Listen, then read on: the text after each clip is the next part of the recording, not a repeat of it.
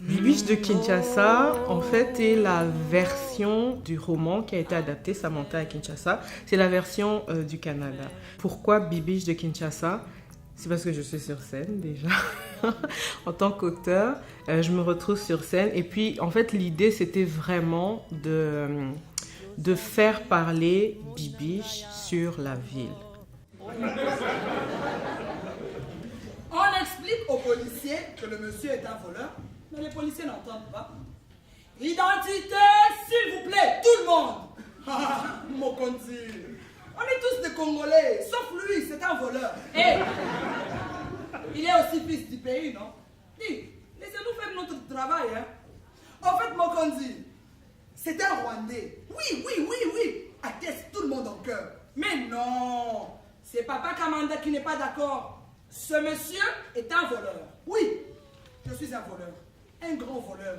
J'ai volé tellement de choses. Mais je ne suis pas rwandais, pardon. Je ne suis pas rwandais. Le spectacle se présente d'une façon assez atypique. Et je dirais que ça rejoint beaucoup un peu ce que moi je considère que je fais ici au Québec, le pourquoi j'écris du théâtre. C'est un peu vraiment pour décoloniser les arts, c'est faire des choses autrement, complètement autrement. Donc nous, dans ce spectacle-là, on est sur scène, le metteur en scène et l'auteur sont là, la comédienne est là, et puis on a un bar dans un coin qui fait que pendant que Philippe et moi, on aborde justement des extraits de l'ouvrage, mais aussi beaucoup la politique du Congo. Tu choisis qui? Le dictateur Mobutu ou Laurent Désiré Kabila et son fils Joseph Kabila qui ont fait la guerre et qui ont chassé Mobutu?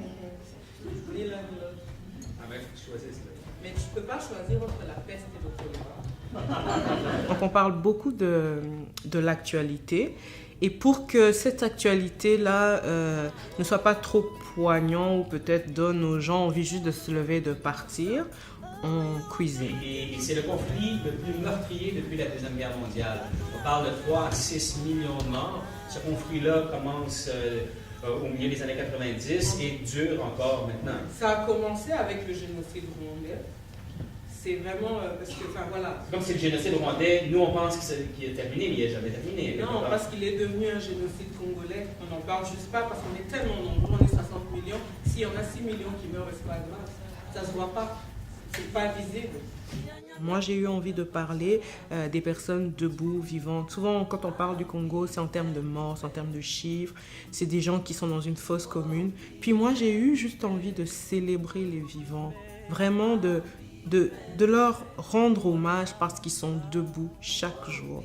Le chauffeur du taxi-bus, le roulage, l'enfant qui était enfant soldat, qui est devenu enfant de la rue et on ne sait pas demain qu'est-ce qu'il va devenir, ces filles dans le quartier qui cherchent juste le moyen de survivre. Mais c'est des gens qui sont debout, vivants et qu'on devrait de plus en plus montrer du doigt, en tout cas célébrer parce que c'est quelque chose. Croyais-tu tromper le peuple encore plus longtemps? Y'a quand même. Le voici dressé devant toi comme un seul homme.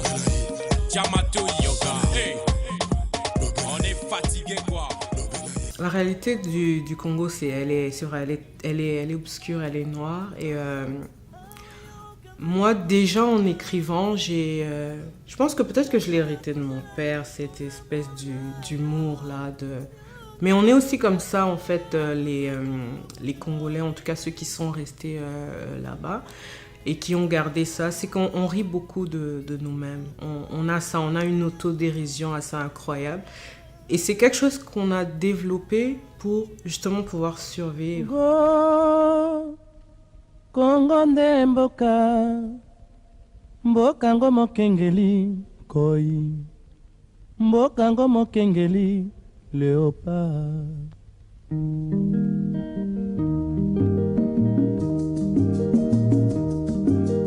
Mikolo tosekelaki na mosolo ya mboka Congo ekoki tofungwani misolelo.